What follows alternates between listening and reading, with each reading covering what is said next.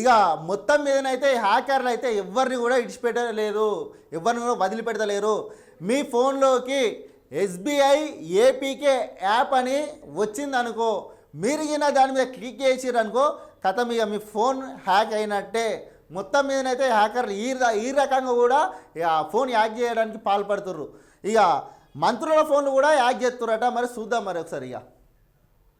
ఇగో మంత్రుల వాట్సాప్ గ్రూపుల్లోకి హ్యాకర్లు, మంత్రుల వాట్సాప్ గ్రూపులకు కూడా హ్యాకర్లు చూడబడుతురట. గింత ఇట్లా చేస్తుర్రు హ్యాకర్లు. ఏపీకే ఫైల్స్ పంపి హ్యాకింగ్కు యత్నం. అదే ఏపీకే ఫైల్స్ పంపి ఫోన్ హ్యాక్ చేయడానికి అయితే మొత్తం మీదనైతే వాళ్ళు ఎన్నో ప్రయత్నాలు చేస్తురట.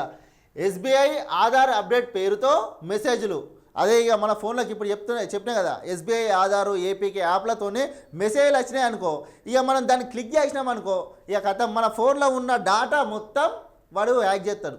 అంటే హ్యాక్ చేసి వాళ్ళ సిస్టంలోనే ఎన్నో దగ్గర పెట్టుకుంటాడు. ఇక ఇట్లా ప్రజల అకౌంట్లు గ్రూపుల్లోకి ఏపీకే ఫైల్స్ మొత్తం మీద ప్రజలను కూడా వదిలిపెట్టట్లేదు, ఎవరిని కూడా వదిలిపెడతలేరు.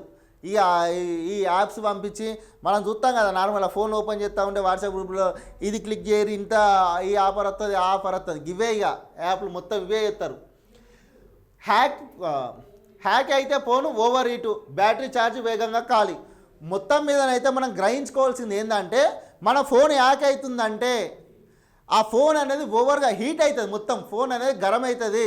అట్లనే ఫోన్లో ఉన్న బ్యాటరీ ఛార్జింగ్ ఉంటుంది కదా, మనం 100% ఛార్జింగ్ అయినా పెట్టుకున్నాం అనుకో, ఆ ఛార్జ్ అనేది తొందరగా డౌన్ అవుతూ ఉంటుంది. మన ఫోన్ హ్యాక్ అవుతూ ఉంటే ఆ ఛార్జ్ అనేది డౌన్ అవుతూ ఉంటుంది. ఇట్లా మనం గ్రహించుకున్నాం అనుకో, మన ఫోను హ్యాక్ అవుతుందా లేదా అనేది దీన్ని బట్టి చూస్తే ఉత్తనే అర్థమైపోతుంది ప్రజలకు. వాట్సాప్లో 2 స్టెప్ వెరిఫికేషన్ ఆన్ చేసుకోవాలి. ఫోన్లో కాల్ ఫార్వర్డింగ్ను డిజేబుల్ చేసుకోవాలని పోలీసులు సూచిస్తున్నారు. మొత్తం మీదనైతే 2 స్టెప్ వెరిఫికేషన్ ఆన్ చేసుకోవాలి, ఫోన్లో కాల్ ఫార్వర్డింగ్ను ఆన్ చేసుకోవాలని చెప్పి అయితే పోలీసులు అయితే సూచిస్తున్నారు. హ్యాకర్లతోనైతే పెద్ద గందరగోళం అయితే మొదలవుతుంది. అసలు ఎవరిని కూడా వదిలిపెడతలేరు. నార్మల్గా ఎవరైనా ఆశపడి మాత్రం ఈ ఎస్బీఐ ఏపీకే యాప్లు ఇవన్నీ వాట్సాప్లలో వచ్చినాయి అనుకో, అది మాత్రం ఏది కూడా ఓపెన్ చేయకూరి, జర దాన్ని డిలీట్ చేయరు కానీ దాన్ని ఓపెన్ చేయకూరి.